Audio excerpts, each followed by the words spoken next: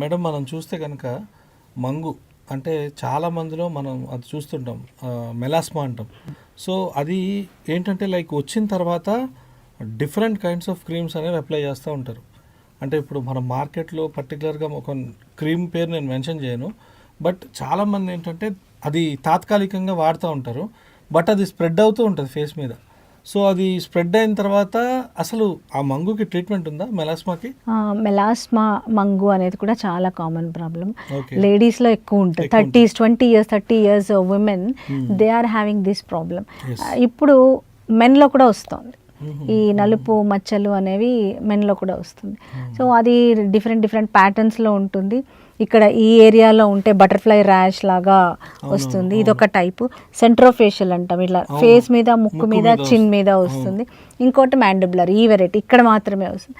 ఇట్లా different types ఉంటాయి. తర్వాత దాని ఆ పిగ్మెంట్ కూడా ఒక్కొక్కసారి పైన సూపర్ఫిషియల్ లేయర్స్ ఎపిడర్మిస్ వరకు ఉంటే పైన సూపర్ఫిషియల్ బ్రౌన్ కలర్లో ఉంటుంది.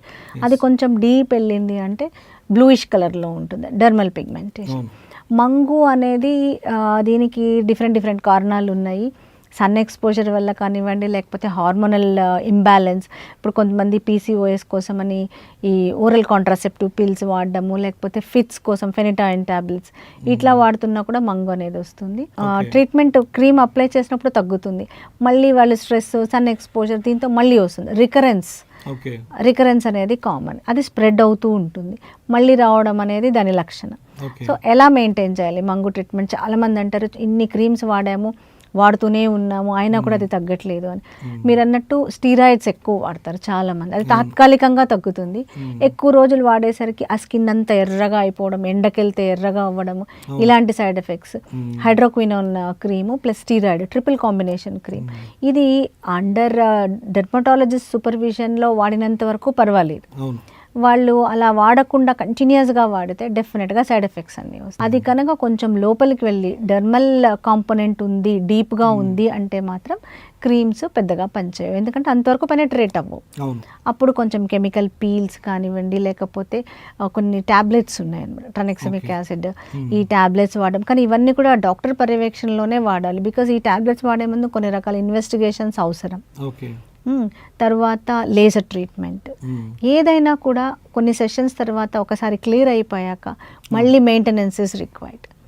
నేను ఈ లేజర్ 8 సెషన్స్ తీసుకున్నాను ఇంకా రాదు అంటే అలా ఉండదు. సో మెయింటెనెన్స్ అనేది కంపల్సరీ ఉండాలి. వీటికన్నిటికి ఇంతకన్నా ముఖ్యంగా ఏంటంటే first sun exposure, sunscreen, ఒక గుడ్ సన్ స్క్రీన్ అనేది చాలా చాలా important. SPF minimum 30 SPF sunscreen ఇంట్లో ఉన్నా సరే. చాలా మందికి అపోహ ఏంటంటే ఇంట్లో నేను బయటకు వెళ్ళట్లేదు, ఇంట్లోనే ఉన్నాను, సన్ స్క్రీన్ పెట్టడం అవసరమా అని. కానీ సన్ స్క్రీన్ ఇంట్లో ఉన్నా కూడా మనం ఈ యూవీఏ యూవీబీ రేస్కి వీఆర్ ఎక్స్పోజ్డ్. సో వంట చేస్తున్నప్పుడు కూడా అల్ట్రావైలెట్ రేస్ ఇవన్నీ వస్తాయి.